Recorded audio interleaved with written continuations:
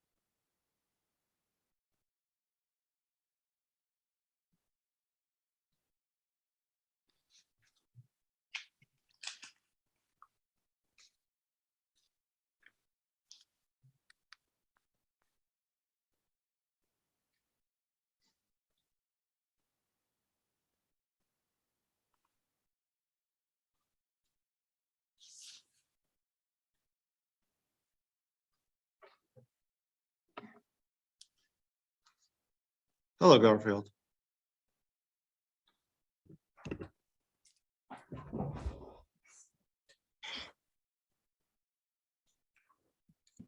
Hello, Stephen. Hello, everyone. I was Hello. muted when you said hello. How we doing? It's 6 o'clock. I will call the meeting to order.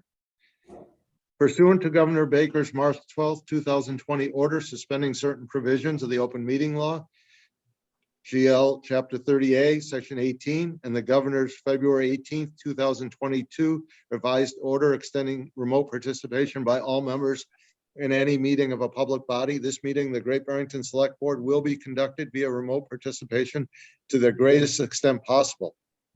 Specific information and the general guidelines for remote participation by members of the public and or parties with a right and a requirement to attend this meeting can be found on the town's website. No in-person attendance of members of the public will be permitted, but every effort will be made to ensure the public can adequately access the proceedings in real time via technological means. Pursuant to MGL 7C 30A Section 20F, after notifying the chair of the public body, any person may make a video or audio recording of an open session of a meeting of a public body or may transmit the meeting through any medium. Beginning of the meeting, the chair shall inform other attendees of any such recordings. This meeting is being recorded by the town of Great Barrington, by the Berkshire Edge, the Berkshire Eagle, and other members of the public. Any member of the public wishing to speak at the meeting must receive permission of the chair. The listing of agenda items are those reasonably anticipated by the chair, which may be discussed at the meeting. Not all items listed may in fact be discussed, and other items not listed may be brought up for discussion to the extent permitted by law. We'll start with Select Board's announcements and statements. Garfield. Yes, I do have a statement that I had written that I would like to read. It's regarding the latest developments with the short-term rentals. So I want to state that I am dismayed that this important discussion on short-term rental has turned into a media favorite, along with pictures and quotes, and personal lives have been brought into this, and it's terrible that they had to be. Before I wrote this, I was asked to also, I'm sorry, I wanted to say that I also had to learn about my colleague in the newspapers. Before I wrote this, I was asked to check out the personnel policies and procedures of our select board. And I did that and making sure I was following the rules, writing this statement. And in that statement, in section 2, Department F, there is a statement for our select board members of what we are supposed to adhere to. It reads, not withhold relevant information on town matters, either from other select board members or from members of other town bodies or departments whose duties relate to this information. And I believe that this has happened here. I don't know if it was done purposely. I doubt it. If it was done with any malicious or forethought, I doubt that as well. But this has happened here. And I think that, unfortunately, what I read in the papers was legal. I have no problem with what Ed has done legally. It's fine. But the problem that I have is that he's in a relationship that is very close here. They are related through, or excuse me, I'm a little nervous spitting this out, but they are indeed engaged. Can you leave my personal relationships out of this, please? I certainly will, but Thank it you was very in the much. paper. That's the only reason why I made the statement, because it was also in the newspaper. That's the only reason why I said it. Have a comment about me? That's fine. Okay. Okay, let's continue, Garfield, please. All right. So again, they are engaged. Everyone knows that couples share things. This just happens to be a fact. If I buy the dining room table, my girlfriend buys the bedroom set, they are bought separately, but they're shared together. And I think couples sharing things is just the way it is. It's just common now, just the way it should be. And in this article, it did state that there had some things going on that appears that there was some sharing going on. And I just think that it would be hard for myself, and I think hard for anyone else, to remain impartial on a subject like this when they're so close to it. And I think that that keeps me from having the confidence here and wondering whether or not that colleague I'm speaking of can actually make an unbiased opinion on what's going on, being so close to the situation. I know it would be very hard for me. I'm not sure if I could. Eric. Yes, Steve. I guess kind of in regarding to the STR situation, I was just curious with the email we got earlier today from Allison, just regarding all sorts of conflicts of interest and how to move forward with that. We are, the answer to that, first of all, there's no last name on that. We are moving forward as is, and we have no decision to stop. Okay. That's all I have. Thank you. Thank you. Ed? First of all, long before the short-term rental policy came to us, I contacted the Ethics Commission. We all know we should do that when something appears to be a conflict. I knew it appeared to be a conflict. That's why I called them. They said it was not a conflict. I did not need to recuse myself, but I did need to file a form, which I did file. So I did everything the Ethics Commission asked me to do. Another one of the policies the Select Board has is not to call each other out like this. I apologize now for saying, I assume all Select Board members, when faced with a potential conflict, call the Ethics Commission. It's what we're required to do. I assume if you work for a liquor store, before you vote on a liquor store license twice, you call the Ethics Commission and recuse yourself, because as an employee, you don't have a choice. An employee is a conflict of interest. Good friends is not. We do not share finances, so none of that was an issue. So I just want to say I followed the rules. Unlike other Select Board members, I didn't need to recuse myself. It was a ruling by the state, not by me, and I did what they asked me to do. As for the other issue, the email we got, we can talk about that, if I may, before that comes up. Okay. You could talk about it now also, if you like. Well, I got that email yesterday, and because it had a name on it, I knew if I had forwarded it to everybody, it'd be public. So I asked her, I suggested she forwarded it to everybody. But I called the Ethics Commission on that, and they said, absolutely, I had to recuse myself. So I will be recusing as an abutter to an Airbnb, and letting you know that Ethics told me I didn't have a choice. Well, Ed, if we all have to recuse ourselves, then we can invoke the rule of necessity. I looked that up also. The rule of necessity is only for things we have to vote on. Like I disagree with you. How did Okay. Lennox, Stockbridge, and every other town get these through? Okay, I will tell you what they told me which is why I'm recusing myself, is that's not what the rule of necessity is about. It's very specific, and I'll look it up between now and then. No, I don't disagree with you, but I Okay. think that was brought up to me a while ago. And it was very clear that other towns then have violated the open meeting law or the ethics law. All right, I will be recusing myself because I was advised by the Ethics Commission to do so as an abutter. So I'm going to make the decision right now because it's been brought up and you did contact the Ethics Commission. I wish you had talked to me about this beforehand. I didn't know you didn't know until just a few minutes ago. I saw that 10 minutes ago. We will not be talking about short-term rentals tonight, and we will add that to the beginning. Let's see, today's Wednesday. We will be adding that as a revised agenda item to Monday night before the public discussion, as long as we can get a ruling from our attorney.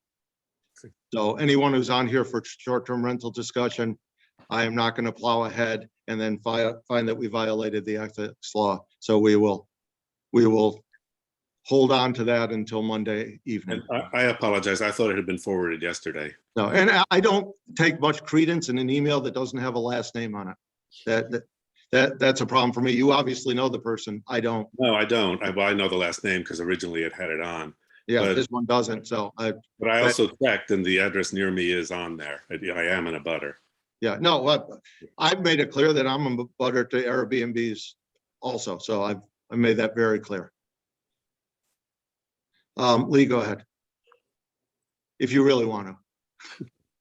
Well, I just feel compelled, as someone that kind of initiated the discussion, can I just say in general without naming names or just where I am in this moment?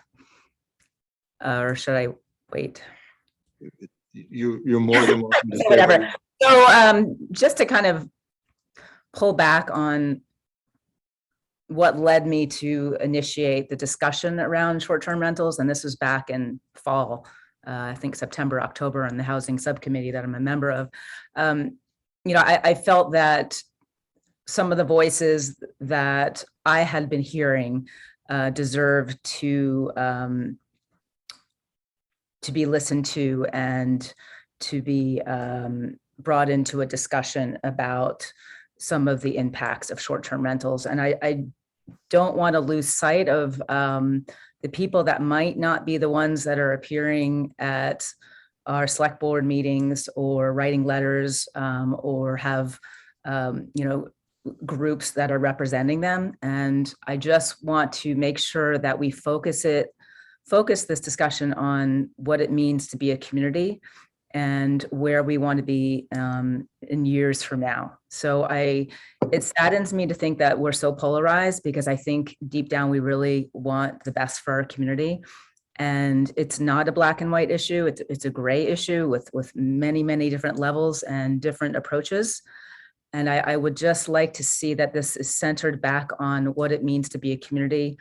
And just listening to the discussion that Bridge brought into their training on Monday, that this had been a cause of concern a year ago with some of the clients that they work with about being displaced and their concerns about the impacts of short-term rental. So I do want to say that there has been some discussion on whether anecdotes are data and if we should even be taking some of these stories seriously. And my reaction to that is yes, people's stories should be listened to and should be given a voice on the select board. And despite the fact that we don't have a mechanism to take all the data and make colorful pie charts and spreadsheets and analyze it, I do think that it's something that needs to be discussed. And I'm thankful that out of all this, a discussion about housing is taking place. And I do want to focus again on the people that, are too busy or working too hard or have been evicted or displaced that aren't coming to the meetings and aren't having their voices heard, because I do think this is an issue that affects our entire community and it impacts people that aren't making it to the meetings. And I'm very, very sorry that this has become such a polarization of our community. And I absolutely did not mean for this. And I do hope that in the end, there is some kind of middle ground that we we meet in, because I think everyone that has spoken has a voice and has a story to tell. So I'm not trying to demonize short-term rentals. I'm not trying to belittle people or devalue what people say in terms of the benefits that they have from short-term rentals, but I do hope that there is a middle ground. And I'm very, very grateful to my colleagues on the select board and for all the residents that have brought their stories and their experiences, because I'm certainly learning a lot of more than I've ever wanted to learn about short-term rentals. And I hope that we can find a middle ground and that we do bring something to town meeting that can get a handle on this impact of short-term rentals, because as we can see that everyone is impacted in some way. So thank you for letting me speak. So I have a number of things to say. First, for anyone who's on the line who's going to want to speak during citizen speak on short-term rentals, I'm going to not allow that until we get a legal ruling. I'm putting a complete freeze on short-term rental discussion until we know where we are in the Ethics Commission. Number two, just as an FYI, if you're waiting on the line for the Chamber of Commerce discussion, that's being continued by their request. So if you have other things to do, we're not going to discuss that tonight. Feel free to stay on for, we do have other important items on here, but that item will not be happening. I prepared a written statement that in the best of all worlds was going to be at the end of tonight's meeting after we had voted on a short-term rental bylaw, taken by somewhat surprise tonight by an email at 5:45 and finding out that we should have done our homework beforehand, but you can't do your homework if you don't find out about it till 15 minutes before the meeting. And I still am of the belief that we would be not able, if we're not able to do this as a select board, then who can do this? And every other towns did it. I would hope that they found a way to do the short-term rental. But I'm going to read a written statement. Some of it is assuming that we're done with the short-term rental, but we are pretty close if we're allowed to do this. But after what I've heard tonight, I think it's important that I say this. Words have been spoken and varied opinions have been expressed and printed. There's nothing more of consequence that select board members can add to the ongoing short-term rental discussion at this time. It is time for the board to move on and get back to the business of governing. The short-term rental debate will linger until at least the town meeting and very likely beyond. It's imperative we continue to work on vital issues such as water quality and Housatonic infrastructure, affordable and workforce housing, preparing for the town meeting, and much more. This board and the citizens of Great Barrington and Housatonic must work together to heal our divides. Working together means there can be respectful disagreement. We live in a free and democratic system where people can voice their opinions on all sides of issues. For the most part, the emails, letters to the editor, board discussions, and public comments during citizen speak time have been informative and without cause for concern or personal attacks. For those of you who have made this a personal issue, I ask you to rethink your stance. There's no room for personal attacks, bullying, or slanderous comments in any discussion. The disclosure of an appearance of a conflict of interest is a legal matter. We all may have our opinions, but ultimately it is an issue that rests with the Office of the Attorney General. There's one thing that we as Select Board can do to address the valid concerns of many residents. It has to do with complete transparency. There is nothing in the process that requires the person who fills out the disclosure to make it public at an open meeting. I am proposing tonight that we as a Select Board work on a policy or bylaw that requires all town boards and committees to disclose the contents of the appearance of conflict of interest form at a public meeting. This would demonstrate adherence to the law and end all questions regarding participation in said issues. So that is my comment. Our plan tonight, as I said, is to move on from short-term rentals until Monday night we get a ruling. The more I think about it and how overblown this has become, we're going to talk about residential exemptions. That affects all of us. How are we doing that without the Ethics Commission saying we have to all sell our houses and live in a tent in the middle of a field? So I really want to get a legal opinion on this. I think this is, I really believe that we have to be very careful with conflict. I'm not minimizing it, but really uncomfortable that it's taken the position that in order to be a select board member, you probably have to live out of town in order to have a comment on this. And that's being a little facetious. So we'll move on to the town manager's report. Mark? Thanks, Steve. So this one update or question that I have for the board tonight should not come as a surprise to any of you. I've mentioned this in the past couple of weeks, but in light of a dip in COVID cases locally, I wanted to ask the board this evening if you'd like to consider resuming, at least as a board and staff initially, in-person meetings at town hall with a virtual attendance option for the public. And assuming that goes well and COVID numbers remain low, we could transition or consider transitioning to hybrid meetings at a later date.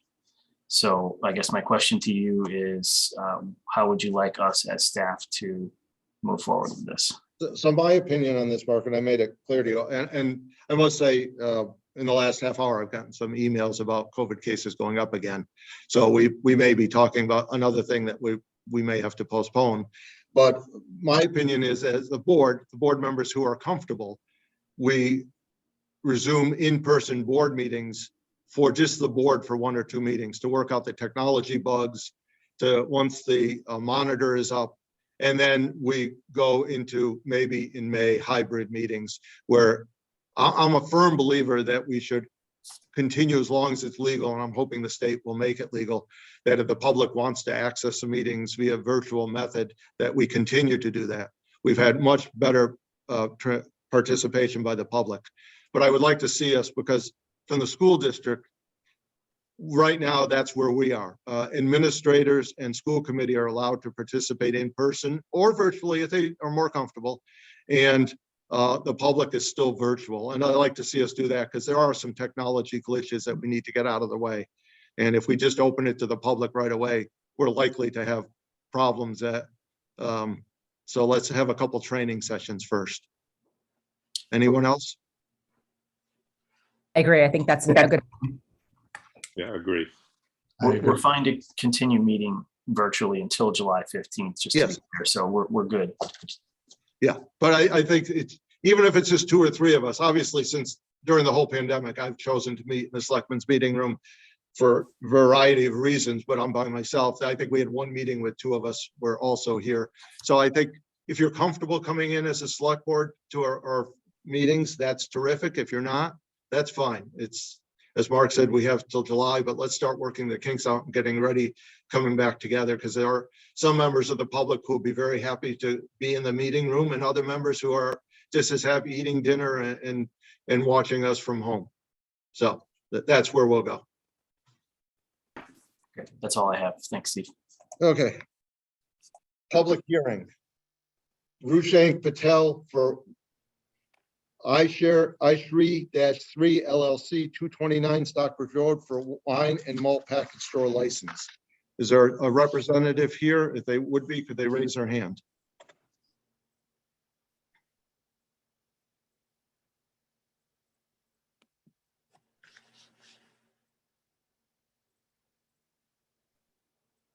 Garfield, go ahead. I have to recuse myself. I was advised by the ethics committee to recuse myself. Thank you, Garfield. I'm not seeing anyone here from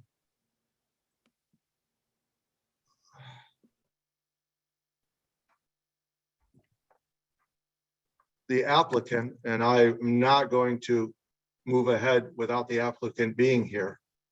Mark, do you have any idea that if we've been in touch with I'm sure we've been in touch with the applicant. Yeah, I don't see any familiar names on the application here in the attendee list either. So I would recommend you. Lee, can you make a motion to continue this to our next meeting, not the 6th, the meeting after that? Sure. Is that not April 11th, but what date is that? Yeah, April 11th is fine. Okay. I make a movement to continue the public hearing for V. Patel for iShri LLC to April 11th. Second. And that will be a virtual meet. That will be a virtual and possibly in person for the select board, just to cover all legal grounds. So we will, and it's gonna be a long meeting. That could be a real long meeting. We seem to be continuing things there. So I have a motion and a second. Any discussion? Eric, you have, nope, you don't have your hand up. Any discussion? Seeing no discussion. Eric, Aye. Ed, Aye. Lee, Aye. and I. It's unanimous. Lee, do I have a motion on the next one, please?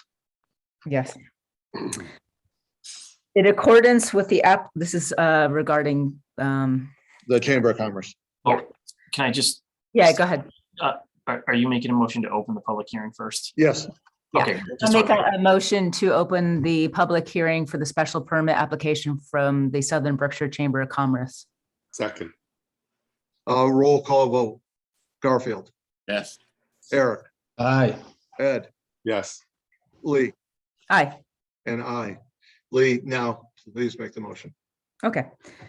In accordance with the applicant's written request dated March 28th, 2022, I move to continue the public hearing until our April 11th meeting at 6 p.m.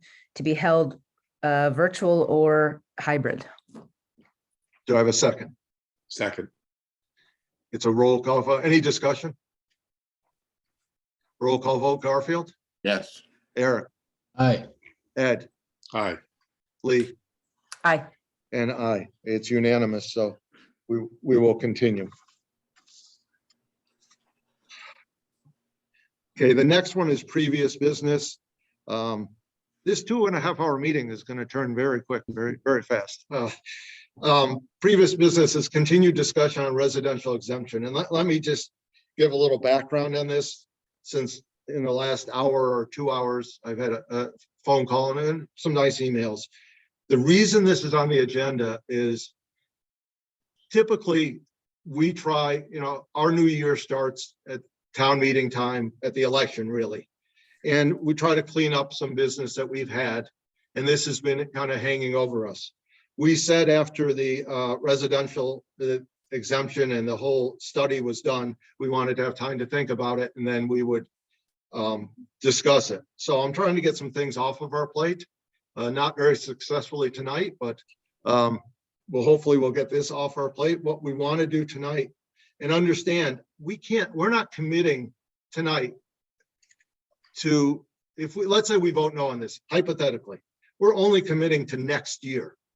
We're not committing forever that we're not going to do this.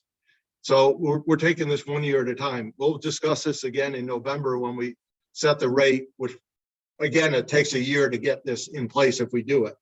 So I thought it was wise to put this on and give it a thumbs up or thumbs down. Either we'll start the Ross to do this, or we turn it down and we move on. So Ross, do you have anything you want to add? In the packet was both the study and a executive summary, by the way. So May I ask a procedural question? sure. The we already voted on the current year. We recently had this discussion. We voted not to do this. We never voted. Right, and not on this, but remember at the same time we vote on the split rate, the same time. So are we voting early for the next one? Yes. So that if we vote yes, they have time. If we okay. Yeah, But we're that's not what I was voting- trying not to as articulately as you just said. But we're not voting on any of the other, like there are 4 other things we always. No, We'll no. do that then. Got it. We'll do that then, and that didn't seem to be as large of an interest that this has been for Right. years and years. So go ahead, Ross. Do you have anything to add? Well, I'm sure you have the executive summary that we presented last time. If someone has specific questions, we certainly can ask that. I assume Mike Quinlivan's on. I think he might be muted, but if Mike's on, I mean, he can certainly answer any questions. We can go through it again, or unless somebody's got questions, that we can answer those specifically. Perfect. I Any don't know if you can hear me, Ross, I'm here. Okay, there you are. That's good. Does any board members have any questions of either Ross or Mike? No. Do I have a motion? Yes. I'm not quite sure how to frame this, though. I make a motion to close the discussion on the residential exemption and move that this is not considered for fiscal year 24. Is that correct? That seems to be correct to me. Ed, you're muted, I'm sorry. You're still, there you Second go. for the purpose of discussion. Okay, so I have a motion and a second. Go ahead, Ed. It seems like we could do it at at least experimentally at a very small amount. So we're set up to do it and it becomes an option. Ross, do you want to comment on that, or Mike? I'm not sure what you mean, do it a small amount. It's a go, no go. We either do it or we don't do it. We don't have to do it for a certain number, right? We don't have to exempt 100,000 or 200,000 or, right? The smaller the number we exempt, the less difference there is in different people, but we're set up with a procedure. Well, yes, but your options under the law are 10 to 35%. So you pick the percent and you look at the numbers and you can make a decision according to your policy at that point. Right. Any other discussion? I just have to ask a clarifying question if I could. Of course. I just want to make sure this is not, when we're talking a residential exception, this has nothing to do with the senior tax deferral. Is that correct? It is No. not. Thank you. I think this is Ann O'Dwyer, and Ann's on the finance committee, so I will give her the floor if it's Ann. Hi, Steve. Yes, it is. I'm Hillary. sorry. Am I not easy to identify there? And Well, I see that, I know a few Anns. okay. And I just, I see that Eric has his hand up, and Eric, you're on the select board. So would you like to go before me? No, go ahead, Ann. Or Eric, no? Okay. Eric is I guess a I gentleman just want- and patient. I just want to speak in support of Lee's motion to continue the discussion and not vote to implement it at this time. I guess I think about how much research we did for the senior tax deferral, and we even hired an outside firm to help to do the salary study. I guess I just don't feel like we know enough about what would be the implications for a town like Great Barrington if we were to implement this residential exemption. I just think, I understand that we talk about it all the time, but I don't feel we've done the same level of due diligence of research that we did for other things that may have financial implications, both for taxpayers and for the town. So that's my feeling. Thank you, Ann. Go ahead, Eric. Yeah, I guess my thoughts on it after listening to Ross's presentation last time, going through the paperwork for this week, and at the end of the day, I just don't feel that we have the housing stock, the population. I mean, we hear Great Barrington being in different conversations, like with New Orleans or Seattle or San Francisco. If we had those sort of numbers, and this can get spread out over a lot more houses, but I think at the end of the day, we were discussing that the burden falls on like 300 houses, and I don't feel comfortable with that. I mean, we hear our taxes aren't easy across the board for any resident.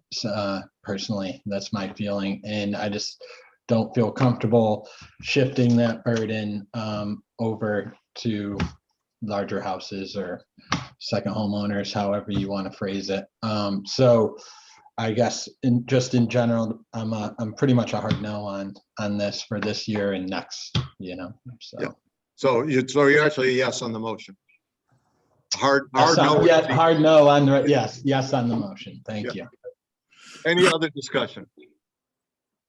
Roll call vote. Garfield. Aye. Eric. Aye. Ed. No. Lee. Aye.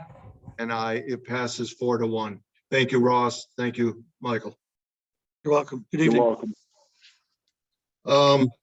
Citizens speak. Michelle, go right ahead.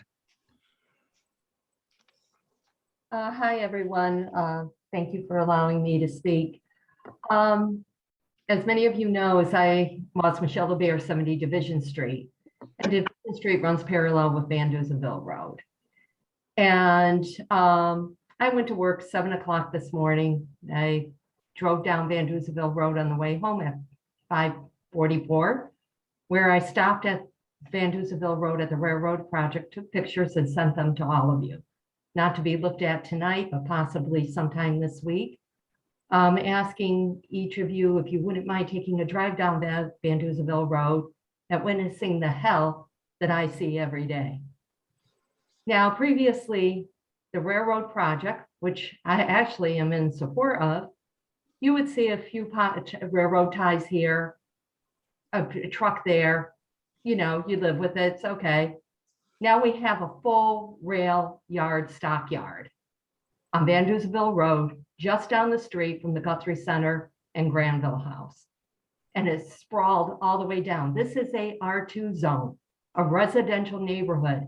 And I'm hearing an awful lot of talk about people having homes and community and neighborhoods, but it doesn't seem anyone cares about my neighborhood. And I'm speaking for myself tonight.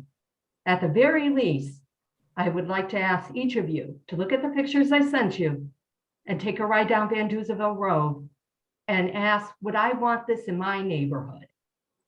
This is a disgrace. And I actually have communicated with Representative Pignatelli about it. And I just want to say, I also CC'd Chair Bannon, and Chair Bannon did visit the site. But now I'm bringing the rest of you on it. Because if there's any neighborhood that is getting the short end of the stick, it's Van Duzenville. And there are many other issues going on. And one of the reasons why I left the Finance Committee is I felt restricted in speaking my voice with regard to these matters. And I'm going to defend my neighborhood. And it's one thing, we're talking about people visiting the area and maybe next door to my house, maybe using a swimming pool or something. You gotta be kidding me. You should see what I'm dealing with and my neighbors are dealing with. As a matter of fact, at 544, when I was emailing you, do you ever hear metal being shaved? I don't know what they do. They drill it. It's a horrible sound. This was going on at 544. After a long day of work and education, I can't even enjoy my own home. So all I'm asking tonight is that each of you take a ride down Van Duzenville Road and see what's there in an R2 zone, in a residential neighborhood, and ask yourself, would I want this in my neighborhood? Thank you. Thank you, Michelle. Anyone else for citizen speak?